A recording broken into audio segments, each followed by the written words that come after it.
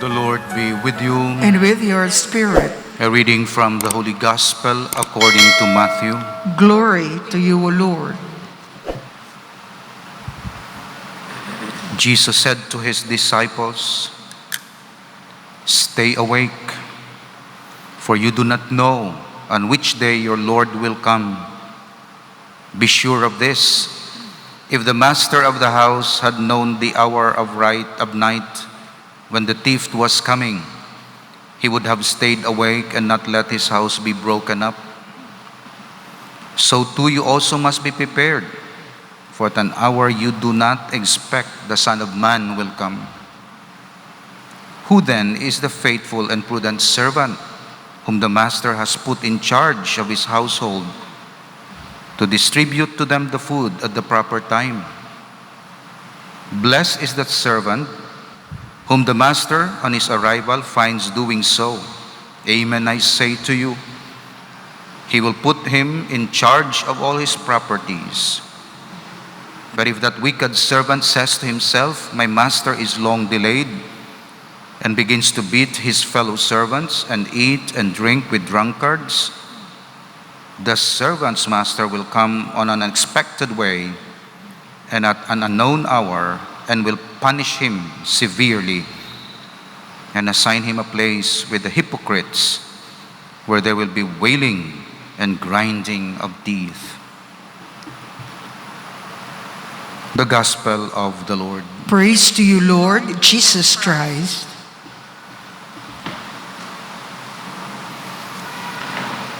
Today we start meditating on the wounds of faith,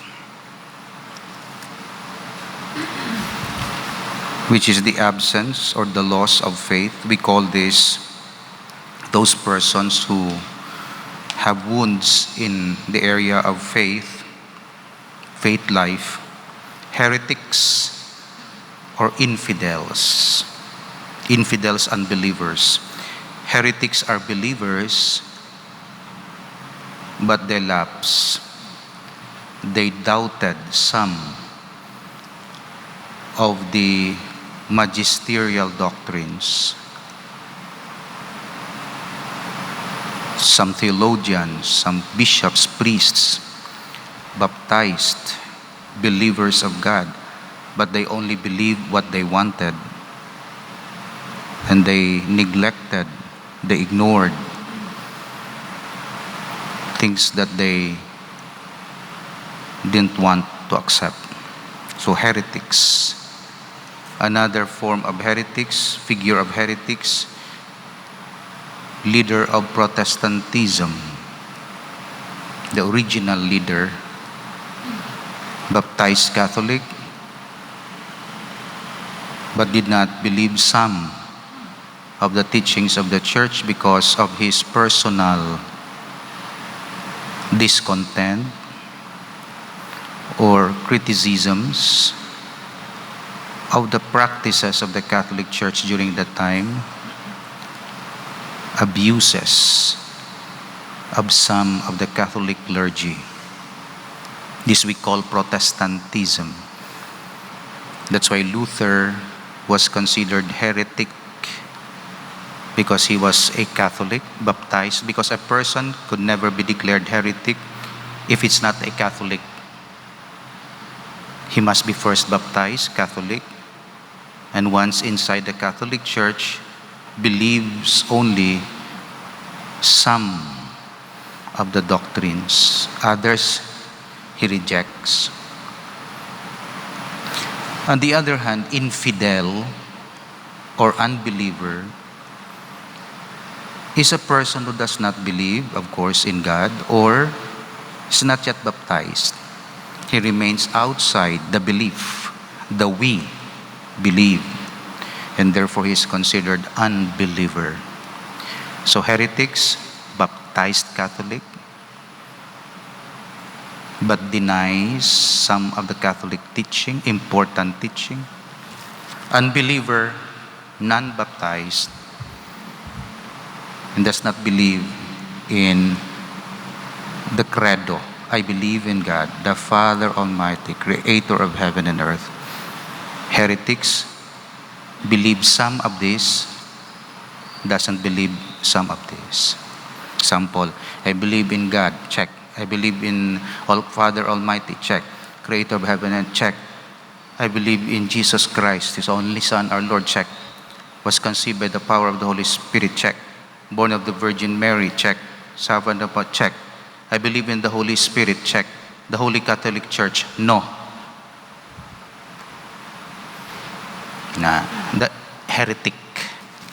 Kaya ginpili niya lang, pero may portion dira nga wala siya napili. That's why, kung hindi ka magpati sa Catholic Church, baptized ka, obstinate. Pwede nga hindi ka magpati isang Lunes, kaya ginakigan ka lang sang pari, nadulay mo pati sa Catholic Church. Pagka Martes na umpawan ka, hindi kaya heretic. Ang heretic iya, obstinate. May contumacy. Lawid ang iya nga, kag manifested gid. So mo nang distinction sang heretics. So kung mga Katoliko nga wala ga simba, hindi na siya heretic automatic. Kaya ti wala yung mangimbayaan niya pag Katoliko, wala na siya ga simba. Pero kung ang Katoliko nagsaylo sa iban nga relihiyon, Katoliko baptized, nagsaylo siya. Tungod nga hindi lang siya magpati sa mga doktrina sang simbahan, ti heretic. Pero kung nagsaylo siya, kay wala siya nagpati sa Santo Papa, schismatic na siya. Hindi na heretic. Basta authority ang atakihon mo sa church, kag ma-separate ka, obstinate nga disobedience, schismatic. Pero kung doktrina ang hindi mo pagpatihan, heretic. Ang heretic, porsyon sang doktrina wala gin patihan. Pero ang apostate, gin-reject ya totally ang iya faith. Gin-reject ya ang iya faith. So isa ka Katoliko nga gin-reject ya iya faith. Di na magpati sa Dios. Todo, tanan. Ginatawag siya nga apostate. So apostasy, total rejection of Catholic faith. Din ang faith dira, I believe in God the Father. So, I believe in God? No. I believe in the Holy Spirit? No. I believe in Jesus Christ? No. I believe in the resurrection body? No. I believe in, no. No tanan. Apostate. Kagina, mga Katoliko nga nag-atheist. Mga Katoliko bala baptized. Kaya ang apostate, hindi pwede nga hindi Katoliko, kanang lang baptized di siya. Otherwise, unbeliever lang siya. Hindi siya apostate. Naamo na siya ang pag-describe naton. So, posibly Katoliko believer, practicing Catholic, nominal Catholic, but remains a Catholic. Posibly Katoliko, pero nagtipiyok na sa ibang nga relihiyon, still believing in God, pero ginpili niya lang, wala siya nag-devotion sa mahal nga birhen, wala ga assumption, wala heretic. Or Katoliko, nga ginbayaan niya gid ang iya pagkakatoliko, kagin deny gid, atheist, amo ng apostate. That's why, apostate atheist, kinbayaan niya gid iya pagkakatoliko, kag wala gid siya ginapatihan, doktrina sang Katoliko. Schismatic o schismatic, depende sa gamit natin. Inaya, hindi magpati sa otoridad sang simbahan Katoliko. So naghambal ang Pope, hindi ka mag-orden sang pari nga ina. Pinordinahan niya gid. Offense na obispo. So tinagapati man siya sa may naga-devotion, may Mary, yes. Gapati man siya sa sa I believe in God the Father. Yes, tanan nga sa credo pati siya. Hindi lang siya magpati sa Pope. Disobedient lang siya. O hindi siya magpati sa iya obispo. Obstinate, schismatic. That's why may mga schism. Si Lefebvre sang una gin-declare nga schismatic. Lefebvre. Yung mga Lefebvre nilang traditionalist, gin-declare na nga schismatic. Pero siya lang, kagang 4 bishops. Tungod kapati sila sa doktrina, hindi sila heretics. Pero hindi lang sila mag-obey sa Pope. Schismatic. So, posible ang Katoliko, gapati sa ginatudlo sang simbahan Katoliko, isa lang hindi nila papatihan, Pope. Kung magamuna, ginaseparate nila ila ko galingon, kag kung obstinate, kag incorrectionan sila, pwede gid sila ma-declare schism. You see? Originally, ang diri sa pihak, di lang ko mag-mentionar, diri nga simbahan, schismatic. Kay pareho ang belief yan na sa Katoliko. Ulihi lang na nag-change, nga nag-heretic na dayon. Kay may women priest na sila, may mga kung ano da. Pero primero na rebellion na as authority. Ang leader gid nila. Now, kung i-condenar sang simbahan, ang founder lang ang declare heretics. Founder, original. Pero ang member, hindi mo na sila ma-declare. Kahit hindi nila sala. Ang founder lang ya. That's why kay Lefebvre iyaya, ginlift ni Benedict XVI ang excommunication. Schism to mo. Ginlift ya sa 4 ka mga bishops. Pero ang mga members, ang nagasilimba sa Latin nga Lefebvre, hindi na iya excommunicated. Kaya ang gina-excommunicate mo, hindi ang group, kundi ang founder. So far ako nabalaan, may Lefebvre nga group, kag may gusto sang Latin, nga hindi Lefebvre. Ang sa Lefebvre nga group, hindi na sila excommunicated, kaya gin-incorporate na ni Benedict XVI. So nakabalik na sila sa simbahan. Pero may mga development subong si Pope Francis, so wala sila gin-excommunicate, kundi nga gin-limit, gin-regulate ang pag-misa sa Latin. Kay Benedict XVI, tanan nga pari, by law, by the concession of the Pope, by the permission of the Pope, pwede ka misa Latin, nga traditional Latin Mass, nga talikod na bala. Tanan nga pari, hindi na kinanglan maglisensya, kay Pope na naghatag. Basta pari ka, kag gusto mo mag-Latin, pwede ka ka-Latin, traditional. Kay Pope Francis, ginkuha ya, siling ya, hindi ang Latin Mass. Pwede ka misa sa Latin, pero malisensya ka sa imo obispo. Sa mga pari nga naordinahan subong, sa obispo na lang malisensya. Mga pari nga naordinahan, sa ako nabi, gusto ko mag-Latin, sa obispo ko. Pero sa mga seminarista pa subong, pero ulordinahan pa, pero kay naog na to ang tradisyones custodes, ang mga bag-ong nga ulordinahan nga pari, nga hindi pari subong sa pagnaog sinang desisyon, sa Holy See malisensya.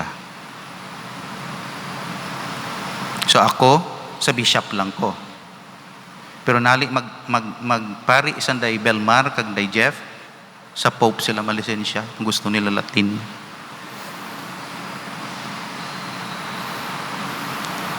Ang traditional Latin Mass, wala gina-allow sa simbahan, kundi sa other places. So, halimbawa sa aton, may traditional Latin Mass, hindi Lefebvre.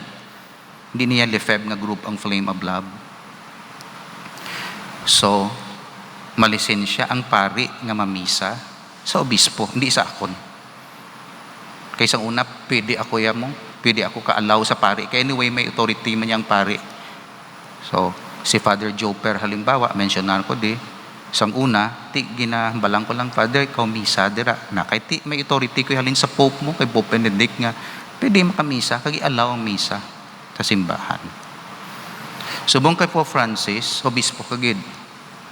So kung mag-imbitar pari traditional Latin Mass, akadto siya sa obispo. Tapos obispo mahatag permission. Tapos mangita sila lugar. So halimbawa diri sa Lapas, pwede ko mapabutang diraya ang hall magamit.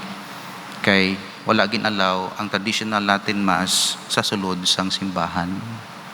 kundi sa some other fitting place.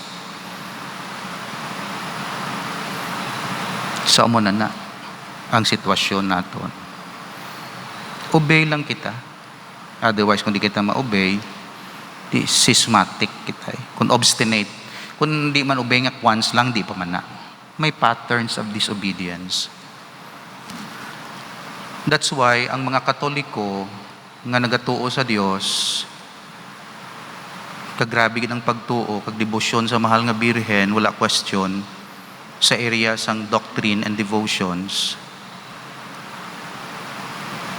wala question. Pero sa area sang obedience, discipline, dira, pwede, maging systematic ka. Halimbawa ako, ang ginatuuhan ni Pope Francis, atuuhan ko man, I believe in God, the Catholic Church, gatuo man ko, resurrection of the body, gatuo man ko, hindi ko ya heresy. Pero kung mag-disobey ako sa iya, kung maghimo ako sang akong grupo in disobedience sa iya, pwede ako ma-declare nga schismatic. Amo na siya ang distinction. Si Father, ti mga nami man na sila, di grabe mga ning debosyon sa mahal nga Birhen. Wala question sa doktrina.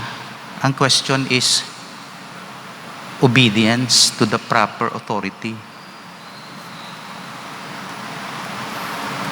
Halimbawa sa akon, diri ko pamisahon sa simbahan nga may ginadeclare na ti ano na lang nabi matabo sa akon. Wala ko ya question sa doctrine. Ti ang disobedience ko ya. Kaya ang simbahan ni Yaya, importanteng ang obedience sa amon mo. Pareho nga importante ang love nyo sa inyong marriage. Insumpaan nyo mo. Halimbawa, abi, ikaw bana, tapos ang balonta ka sa imo asawa, bulag ka sa asawa mo. Tinamian kasi na.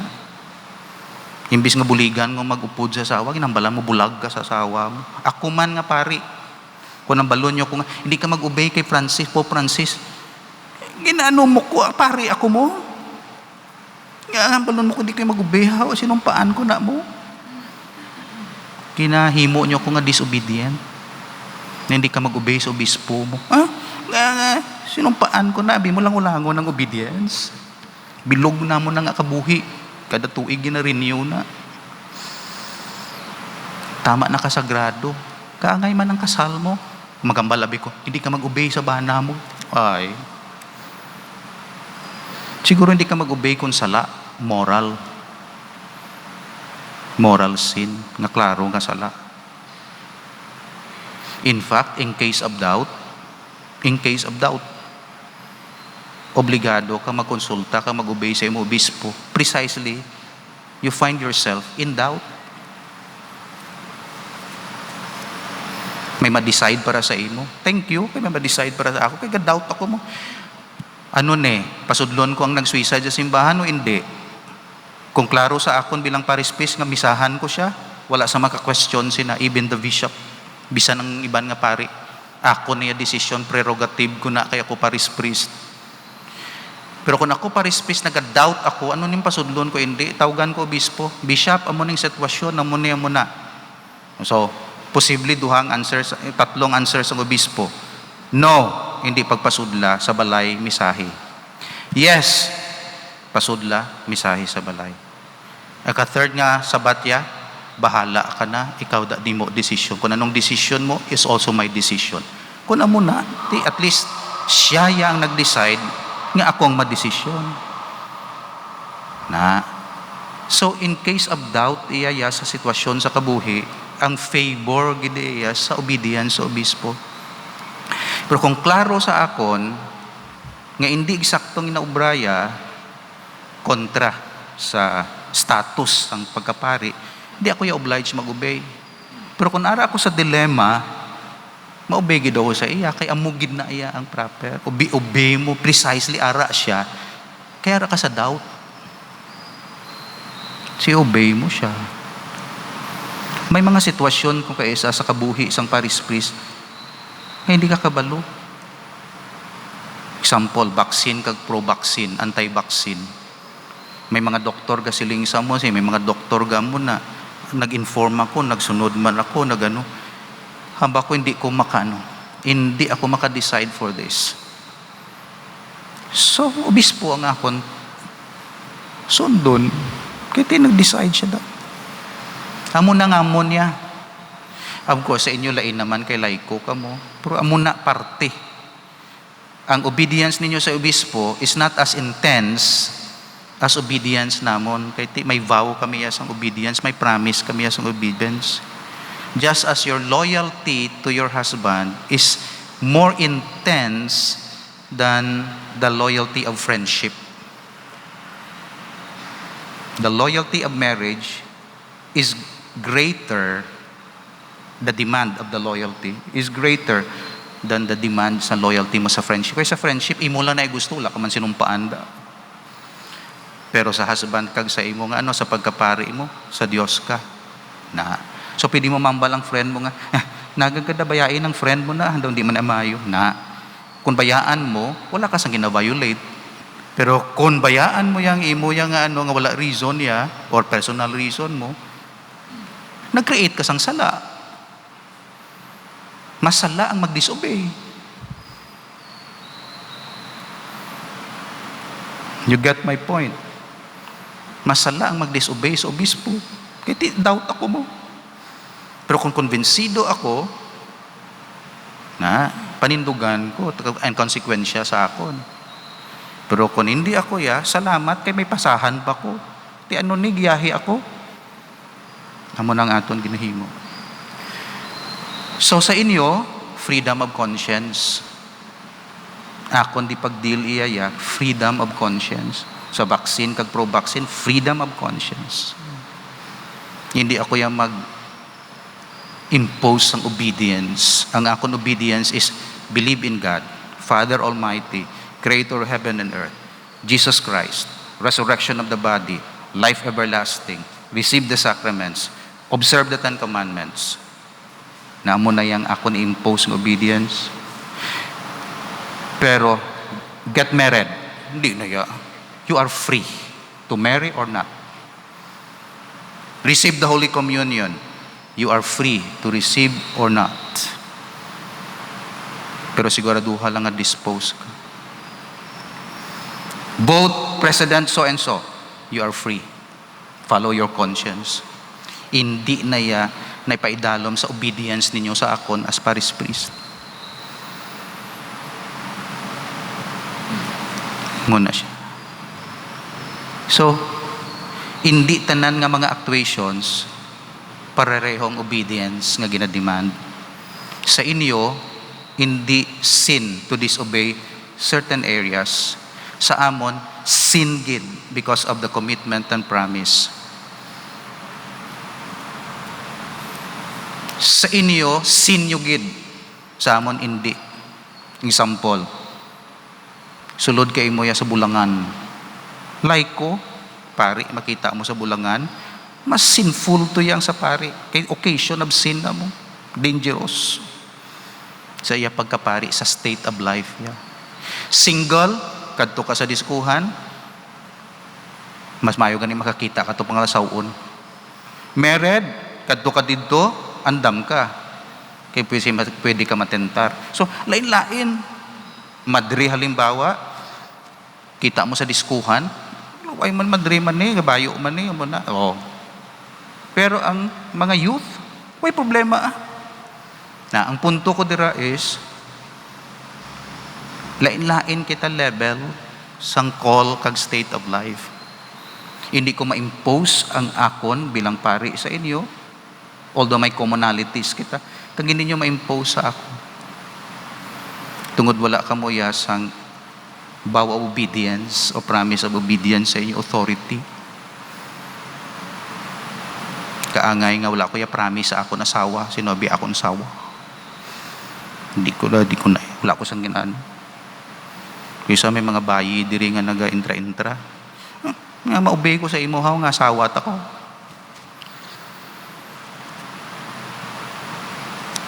Wala ko sang obedience sa imo. Na amo nang punto ko. So sa aton pagtuo, klaruhon. May mga areas nga area of obedience. Example, communion sa amo nga oras. Ang misa, communion after consecration. Obliged ka gid sina misa na mo. Hindi ka kahimo ya sang consecration. Unahang consecration ang sundon mo gid na kay Pope na yang nagaano na umaobey ka sila. Political life, autonomy. Moral guidelines lang sa simbahan. Medical, autonomy sang science kagano der. Moral guidelines lang ang ginatudlo sang simbahan. Okay, so amo na. So sa faith naton, heretics, portion lang sang doktrina ang ginapatihan, ang iba niya hindi. Apostates o apostasy, total repudiation of faith. Schisms, authority of the church. Putangan ta sa example, pero di ko gusto nga sila nga i-condenar sila. Sample lang sa history kay mas maintindihan. Protestante, Luther, heretic. At the same time, schismatic. Na hindi siya apostate, kay gapati gid siya sa Dios. Ang diri, gapati na siya sang Catholic na nga form, bisan misa, Catholic form. Wala lang sila gapati sa authority of the Pope. Schismatic. Asa sa ulihi, wala na sila gapati sa confession. Heretic na. Heretic siya. Apostate, mga Katoliko. Ambot kung sinong apostate diri. Wala ko sang kilala. Mga heretic lang siguro. Apostate, gimbayaan niya gid Katoliko, nagtukod siya sang satanism. Okay, niya gid Katoliko siya, so satanism gid kontra na ka-apostate siya. Okay, so heretic siya primero, tapos apostate siya, and then schismatic gid kun i-remind siya sang pari abino, theologian, gid remind siya sang bishop ya, nagdisobey, nagdangat ang kaso ya sa Rome, nagdisobey paghihapon, schismatic.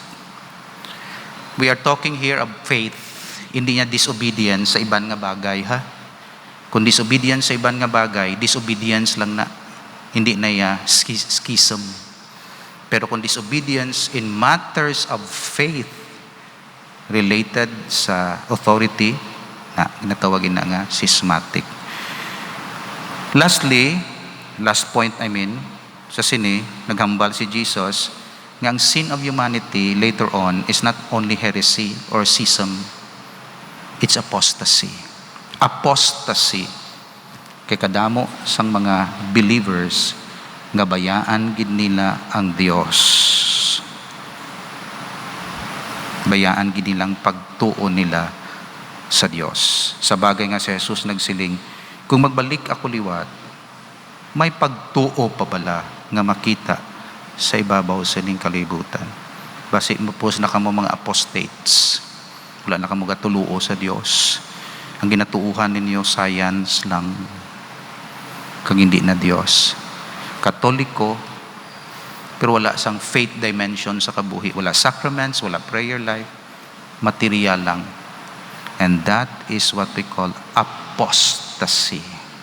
Baptized believers supposed to be, pero gin-reject nilang tanan-tanan parte sa Dios, and they become materialist. Kagamuna ang padulungan sang kalibutan. Amo ng prediksyon ni Christ, apostasy. May mabilin nga mga remnants. Remnants, mga bilin-bilin. Pero majority of the people will abandon God sa ila pagpangabuhi. Ambot kung nga i-abandon nila, didiskubrihon naton.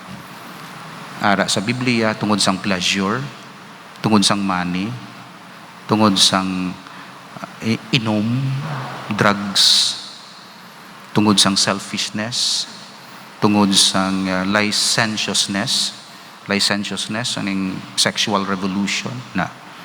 Meaning to say, because of sin. Because of sin and the pleasure of sin, people will easily abandon God. Ang techniques ng panulay, ginakuha iya sa ato ng sense of sin. Mistake lang. Wala na sang sin, mistake lang. Once nga makuha ang sense of sin, wala na sang sense of God. And people will simply enjoy kamasiling. Hindi man niya sala, mistake mo lang ni. Okay? A mistake nagakahulugan, wala moral sin. 2 plus 2 equals 5. Mistake lang na, hindi man na yung moral sin. Kagamo ng hambal sang tao. Niya gamo ko sini, amo ni nga akon nga, amo ni. Hindi man na yung sala. Mistake lang na kag wala na sang sin, puro lang mistake. Time for the Antichrist sa pagsulod, kapag govern. Kaya hindi na klaro ang right and wrong sa kabataan. Hindi na sila kabalo. Wala na distinction. In time na magsulod ang Antichrist because of confusion sa aton sitwasyon. In case of doubt, sa amon nga pari, it's safer to obey the authority. Amen. Father, in your loving plan, Christ your Son became the price of our salvation. May we be united with him in his suffering, so that we may experience the power of his resurrection in the kingdom, where he lives and reigns with you and the Holy Spirit, one God forever and ever. Amen.